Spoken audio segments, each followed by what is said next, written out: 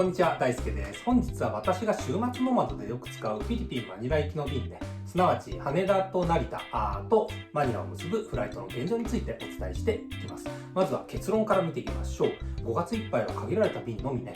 運航となっていて、6月以降に徐々に再開されるかどうかといった状況になってます。じゃあその内訳見ていきましょう。JAL なんですけど、マニラ発成田行きの直行便ですね。5月末までは毎週火曜日に運航。ANA に関してはマニラ発羽田行きですね。直行便が5月末まで月水金3日間運航されているという感じになってます。フィリピンエアラインとセブパシフィックに関しては国際線、国内線ともにね、5月末まで欠航されていると。で、私もよく使うジェットスターなんですけど、成田マニラ間というのが5月末まで欠航されているといった感じですね。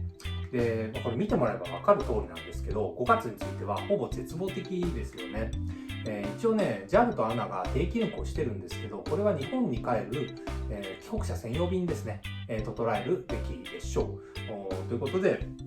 裏を返すとね、6月以降は各社から案内が出てないので、徐々に回復される見込みがまだ可能性としては残っている状況なんじゃないかなというふうに思っています。で、それでフィリピンエアラインとね、セブパシフィックに関しては国際線だけじゃなくて国内線も含めてね、欠航っていうことなんで、マニラ空港自体はね、ほぼ機能してない状況と見ています。じゃあね、そういうことで次、マニラ空港の現状について見ていきましょう。一時閉鎖されてたマニラ空港なんですけど、5月11日から一部の国際線の受け入れが開始されたっていう情報が CNN などのニュース媒体で確認できております。ただね、国際線でマニラに入国できる人のキャパシティって1日あたり400人程度みたいなんですよね。だいぶ狭きもんですよね。これって PCR 検査だとか待機場所のね、確保の関係で受け入れ人数に規制があるっていうことになってます。で、それでね、マニラ空港の国際線で受け入れ可能な人の対象者っていうのもだいぶね、限られていて、基本的にはフィリピン居住されている方、フィリピンパスポートを所持している方なんですよね。あとは各国の要人だとか外交官とかフィリピンに入国許可されているということで、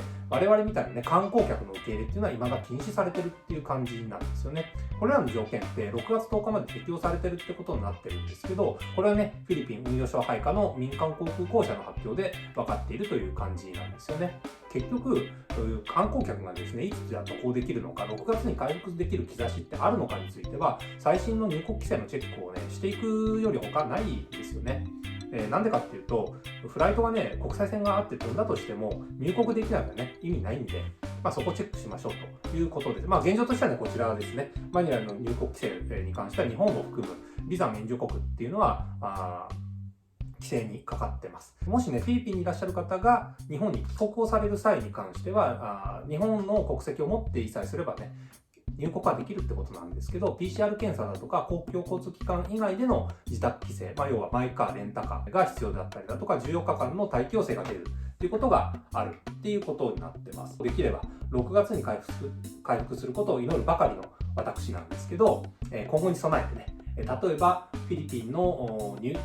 に入国した後に関しても、マニラ周辺はもちろんなんですけど、フィリピン全土でね、実施されている検疫があるんですよね。そこの実情を知ったりだとか、もしくはニューノーマルとしてフライトを活用する際の空港利用の新しいルールなんかにも注意を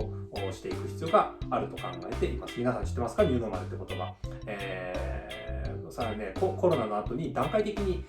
規制が解除されていく際に、新たにかかってくるルール、新常識のことをニューノーマルと呼んでいくようなんですよね。